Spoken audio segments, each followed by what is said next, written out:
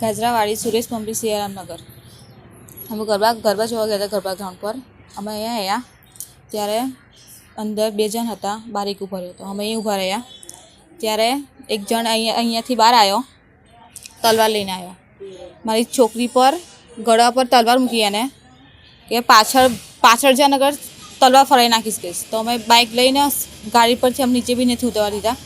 આગળ ગયા તો તે ઊભો રહ્યો. અંદરથી 2 જણ બહાર નીકળ્યા. અંદર એના હાથમાં પૈસાઓ હતી, અમારે સોનું ચાંદી રકમ બધું જ એના હાથમાં હતું. લઈને તે આગળ બેસ્યો.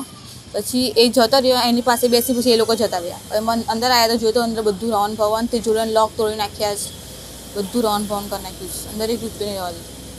તમે રાતે કોને જાણ કરવામાં આવી હતી? હા, મીડિયા પ્રેસ બધું જ જાણ થઈ ગઈ છે. રાતે કેસ બી થઈ ગયો છે.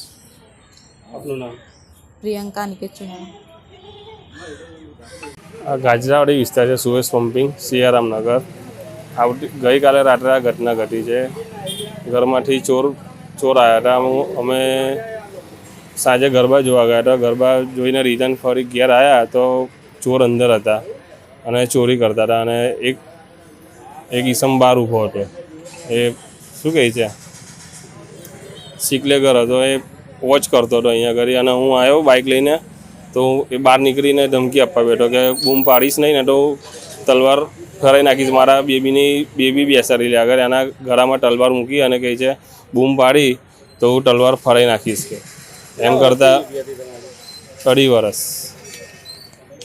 અને 2 ઈસમો બહાર નીકળીને પછી ગાડી પર ફરાર થઈ ગયા.